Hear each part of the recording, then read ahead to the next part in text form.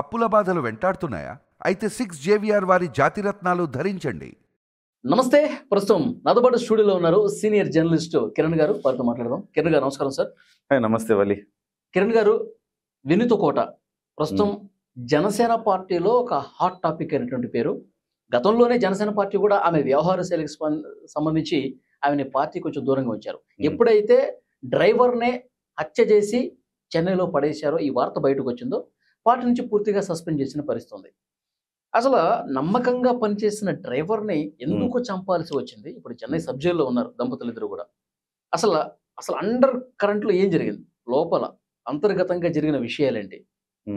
ఇప్పుడు ఈ అంశంలో ఒక వ్యక్తిని చంపటం అనేది ఖచ్చితంగా తప్పు. దానికి తగ్గట్టుగా శిక్ష పడుతుంది, వేయాలి. న్యాయ వ్యవస్థ, చట్టం అన్నీ ఉన్నాయి. సో దానికి సంబంధించి వాళ్ళని ఒక 5గురిని అరెస్ట్ చేశారు. ఓకే, కానీ ఆవిడ చంపడానికి దారి తీసిన కారణాలు ఏంటనే దాన్ని కూడా విశ్లేషించాలి. ఇక్కడతో ఆగద్దు, లోతుల్లోకి వెళ్ళి దర్యాప్తు చేయాల్సిన అవసరం ఉంది. చంపింది ఎందుకు చంపింది? మీరే అన్నారు.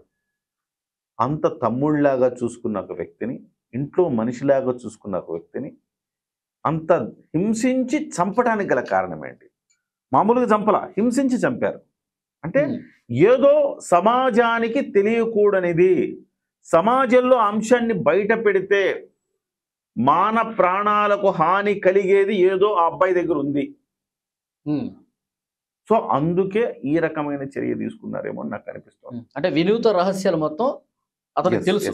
వినూత రహస్యాలు ఇప్పటి నుంచి కాదు, 2019లో ఆమె పోటీ చేసి ఓడిపోయిన తర్వాత ఆ అబ్బాయి 2017-18 నుంచి ఉన్నాడు. 15 ఏళ్ల వయసు నుంచి ఆ అబ్బాయి ఉన్నాడు. 22 ఏళ్ళు 23 ఏళ్ళ అబ్బాయికి. సో అప్పటి నుంచి ఉన్నాడు. వినూత అక్క అని ఇక్కడ ఒక టాటూ వేయించుకున్నాడు. ఇంట్లో మనిషిలా ఉన్నాడు. ఉన్నట్టుండి వాళ్ళకి శత్రువు ఎందుకు అయ్యాడు? ఇది పోలీసులు పరిశీలించవలసిన అంశం. ఇది హత్య చేసిన వాళ్ళని పట్టుకున్నారు, బాగానే ఉంది. వాళ్ళు చేయటానికి దారితీసిన పరిస్థితి ఏంటి? దానికి పురిగొల్పింది ఎవరు? దాని వెనక కారణభూతులు ఎవరు? ఏ పరిస్థితుల్లో వాడు, ఆ చనిపోయిన పిల్లవాడు వీళ్ళకి శత్రువు అయ్యాడు అనేది గనక గంత లాగగలిగితే అప్పుడు ఈ కేసుకు పరిపూర్ణమైన న్యాయం జరిగినట్టు అవుతుంది. అంతేనా కాదా? వాళ్ళు అరెస్ట్ అయి వెళుతున్నప్పుడు వాళ్ళు ఏం మాట్లాడారు? వాళ్ళిద్దరు దంపతులు, దీని వెనక బొజ్జల సుధీర్ రెడ్డి ఉన్నాడు అన్నారు. బొజ్జల సుధీర్ రెడ్డి ఉన్నాడా లేదా ఒక అభియోగం అయితే వచ్చింది కదా, అది ఎవరు విచారణ చేయాలి? ఖచ్చితంగా అది చెన్నై పోలీసులు విచారణ చేయాలి. ఇటువైపు పార్టీల తరపు నుంచి కూడా అంతర్గత విచారణ చేయాల్సిన అవసరం ఉందని జన సైనికుల నుంచి ఒక డిమాండ్ వస్తుంది.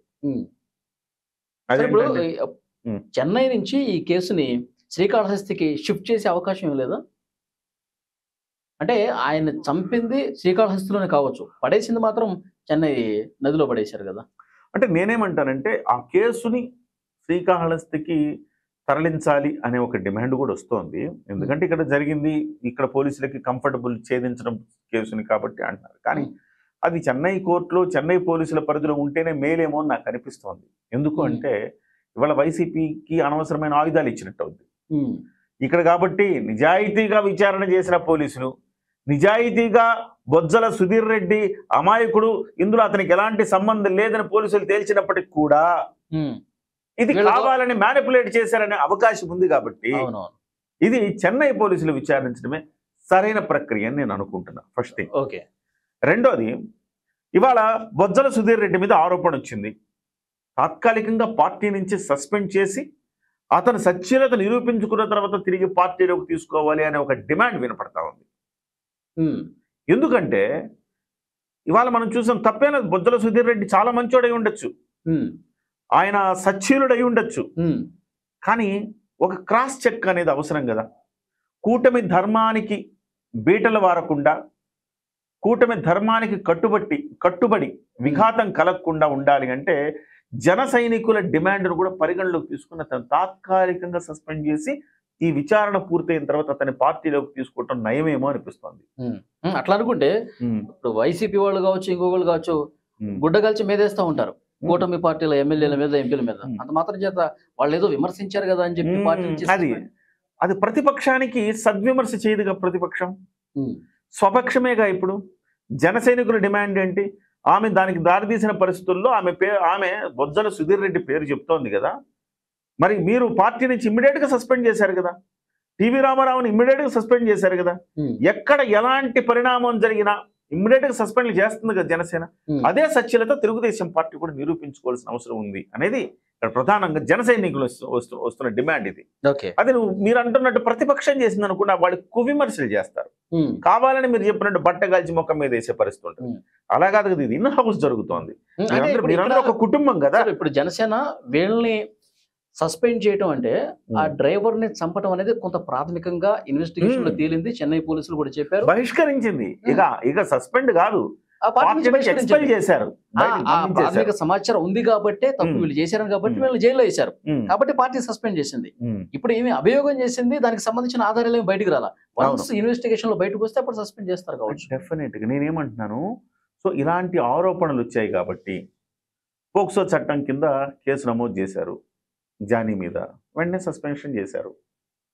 వాడెవడో కోడి పందాల దగ్గర జనసేన జెండా ఎగరేశాడు, వెంటనే సస్పెండ్ చేశారు. సో చెప్తున్నా, అంత పర్ఫెక్ట్గా అంత క్రమశిక్షణ పూర్వకంగా జనసేన పార్టీ ఉన్నది. సో జన సైనికులకి అలాంటి క్రమశిక్షణ అలవాటైన జన సైనికులు ఇలాంటి డిమాండ్ చేస్తున్నారు అంటున్నా నేను. ఇది నేను అడుగుతాను, జన సైనికుల నుంచి వస్తున్న డిమాండ్. నేనేమంటున్నానంటే, అయ్యో రామాయణంలో సీతకే తప్పలేదండి అగ్ని పరీక్ష. సీత సత్యలత, సీత మహాసాధ్వి అని తెలియదా రాముడికి? అయినా సీతను అగ్ని ప్రవేశం ఎందుకు చేయించారు? సత్యలత ప్రపంచానికి ప్రజలకు కూడా నిరూపించాలని చేసిన పని అది. సో అలాగే ఇవాళ బొజ్జల సుధీర్ రెడ్డి మంచివాడు, ఖచ్చితంగా ఆయనకు అసలు ఆ అమ్మాయి మీద ఫోకస్ చేసేంత అవసరమే లేదు నన్ను అడిగితే. వాళ్ళ తాత ఎమ్మెల్యేనో నాకు తెలియదు, మొత్తం మీద వాళ్ళ తాత కూడా రాజకీయాల్లో ప్రముఖ పాత్ర పోషించాడు, వాళ్ళ నాన్నగారు ప్రముఖ పాత్ర పోషించాడు, ఆయన ఇవాళ ఎమ్మెల్యే. అంత పెద్ద రాజకీయ కుటుంబం అది. అంత పెద్ద రాజకీయ కుటుంబానికి ఇలాంటి అక్కడ లోకల్ గా జనసేన మీద కుట్ర చేయాల్సిన అవసరం, ఇలాంటి వాళ్ళ మీద కుట్ర చేయాల్సిన అవసరం లేదు. కానీ నేనేమంటున్నానంటే, ఇలాంటి డిమాండ్ వచ్చినప్పుడు దాన్ని కూడా సావధానంగా తీసుకోండి, చెయ్యండి. అలా చేస్తే సో బొజ్జల సుధీర్ రెడ్డి గారి మీద కూడా అంతర్గత విచారణ చేసి ఏం జరిగింది పార్టీలో. బహుశా ఈ కాన్ఫ్లిక్ట్ ఇప్పటి నుంచి ఉన్నది కాదు కదా, దాదాపు 2019 నుంచి కాన్ఫ్లిక్ట్ నడుస్తూ ఉంది, ఆధిపత్య పోరు నడుస్తూ ఉంది. ఈ ఆధిపత్య పోరులో ఒక యువకుడు బలైపోయాడు. ఖచ్చితంగా వీళ్ళ శిక్షార్హులే, వీళ్ళకి ఇక వేరే శుభం కార్డు అంటూ వీళ్ళకి లేదు. ఎవరికి? ఈ వినూత దంపతులకు శుభం కార్డు అంటూ లేదు వీళ్ళకి జైలే శుభం కార్డు, అంటే వీళ్ళకి జైలుకి వెళ్ళటమే. సో వీళ్ళు ఒక వ్యక్తిని ప్రాణం తీయడం, వాడు ఎంత నేరం చేసినా దాని చట్ట ప్రకారం, చట్టం, న్యాయం, ధర్మం, సో రాజ్యాంగం రకరకాల హక్కులు కల్పించింది, వాటి ప్రకారం చేసుకోవాలి తప్ప ఇట్లా ఒక మనిషిని చిత్రహింసలు పెట్టి చంపడం అనేది న్యాయం కాదు కదా. సార్ ఇక్కడ ఒక కీలకమైనటువంటి ప్రశ్న, అసలు ఎందుకు చంపాల్సి వచ్చింది, కారణాలు అనేవి అఫీషియల్ గా బయటకు అయితే రాలేదు. అంతర్గతంగా జరుగుతున్న చర్చ ఏంటి? జనసేన పార్టీతో ఆ నాయకులతో కొన్ని దశాబ్దాలుగా అనుబంధం ఉంది, మీరు సీనియర్ జర్నలిస్ట్ గా వాళ్ళతో మీరు మాట్లాడుతూ ఉంటారు. పార్టీలో ఎలాంటి చర్చ జరుగుతుంది, ఏమి డ్రైవర్ కి తెలిసిందని వీళ్ళు చంపే వరకు వచ్చారు? వాళ్ళు అంతర్గతంగా అక్కడ ఇప్పుడు మనకు వినిపిస్తున్న కథనాలను బట్టి బొజ్జల సుధీర్ రెడ్డి వర్సెస్ వినుత కోట జరుగుతున్న సందర్భంలో పేట చంద్ర అనే ఒక జనసేన నాయకుడు వినుత కోటకు వ్యతిరేక వర్గం, వైరి వర్గం, అతను బొజ్జల సుధీర్ రెడ్డితో చేతులు కలిపి వీళ్ళని గ్రిప్పులో ఉంచుకోవాలి అంటే అయిన దానికి కాని దానికి వీళ్ళు అనవసరమైన యాగీ చేస్తూ ఉన్నారు, వీళ్ళని గ్రిప్లో ఉంచుకోవాలి అనే ఒక దాంతో వాళ్ళు చెప్పిన కథనం అయితే, వినుత కోట వర్గం నుంచి వచ్చిన కథనం అయితే వాళ్ళని చంపేయడానికి ఏకంగా ఇతన్ని నియమించుకున్నారు, సుపారీ ఇచ్చారని చెప్పారు. సో అది మనం నమ్మశక్యంగా లేదు. అట్ ద సేమ్ టైం వినుత కోట యొక్క శారీరక గోప్యతకు సంబంధించిన, అంటే ఆమెకు సంబంధించిన ప్రైవేటు వీడియోలు గనక తీసుకొస్తే తద్వారా వాళ్ళని గ్రిప్పులో ఉంచుకోవచ్చని ఆయన చెప్పి ఇతన్ని సుపారీకి పెట్టుకొని, ఇతను సుపారీ ఇచ్చి ఈ పేట చంద్ర మధ్యవర్తిగా ఉండి ఇతను నియమించుకున్నాడని, ఆ క్రమంలో అతను ఫోటోలు తీసి వీడియోలు అవన్నీ తీసిన సందర్భంలో ఒక సందర్భంలో దొరికిపోయాడని, కొట్టి కొన్ని వీడియోలు తీసుకున్నారని, ఆ తర్వాత వాళ్ళు ఒక లేఖ రాసుకొని మాకు చేసిన ద్రోహానికి నేను ఈ రోజు నుంచి ఉద్యోగం నుంచి తీసేస్తున్నాం అని చెప్పారని దానికి సంబంధించిన పత్రాలు కూడా తొలగించిన తర్వాత అతను వీళ్ళని బ్లాక్మెయిల్ చేస్తే మళ్ళీ అతన్ని తీసుకొచ్చి మళ్ళీ అతన్ని హింసించి గోడౌన్లో పెట్టి ఆ రకంగా అతను హింసించే అతను కొట్టే క్రమంలో అతను తగలరాని చోట ఎక్కడో తగిలి చనిపోయాడు అనేది మనకు అందుతున్న సమాచారం ప్రాథమికంగా. అయితే ఇవన్నీ కూడా అక్కడ లోకల్లో జరుగుతున్న చర్చలు. ఇందులో వినుతకోట వర్గం ఏమో అసలు మేము చంపలేదు అంటది, అసలు మేము చంపలేదు, అతను కొట్టి వదిలేశాము అని ఒక వాదన, కొట్టి వదిలేస్తే అతను బాత్రూంలోకి వెళ్ళిపోయి ఊరేసుకున్నాడని ఒక వాదన. ఇట్లా రకరకాల వాదనలు తెలుసు. అయితే ఒకవేళ కొట్టి వదిలేశారనుకో వీళ్ళకేం పని, శవాన్ని తీసుకెళ్ళి ఆ రకంగా కువం నదిలో వేయాల్సిన పని వీళ్ళకేం వచ్చింది కదా. సో అది అది అది అంత నమ్మశక్యం, వీళ్ళు చంపడం అయితే ఖాయం, అందులో డౌట్ ఏం లేదు. సో నేనేమంటాను, ఇలా ఎలాగో తీసుకున్నారు. అయితే లోతుల్లోకి వెళ్లాల్సిన అవసరం ఉంది. ఇంకేమన్నా మొత్తం అది వెనక్కి దాన్ని పూర్తిగా లోడితే తప్ప మిగతా విషయాలు రావు వలి. ఎందుకంటే ఆ అమ్మాయి గోప్యతకు సంబంధించిన వీడియోలు ఉన్నాయా, లేకపోతే ఇక్కడ ఏమన్నా ఇక స్కాములు మాఫియాలు ఏమన్నా ఉన్నాయా, ఈ ఆర్థిక పరమైన గొడవలు ఉన్నాయా, ఈ ఆర్థిక పరమైన గొడవలు ఉంటే వీళ్ళతో పాటు ఇంకెవరైనా ఇన్వాల్వ్ అయి ఉన్నారా ఆర్థిక పరమైన, నేను బొజ్జల సుధీర్ రెడ్డి గురించి మాట్లాడట్లా, ఈ ఆర్థిక పరమైన గొడవల్లో లేకపోతే ఏదైనా వాళ్ళకు కాంట్రాక్ట్లో లేకపోతే ఏదైనా వర్క్లో లేకపోతే మరొకటో గనులో ఇంకో ఏముంటాయి కదా, వాటిల్లో ఏమన్నా ఆర్థిక పరమైన గొడవలు వచ్చి ఆ రకంగా అతన్ని ఏమన్నా చంపేశారా, ఆ లావాదేవీలో ఎవరు భాగస్వాములు అయ్యారనేది ఇవన్నీ తెలియాలి కదా అంటున్నా నేను, అంతే.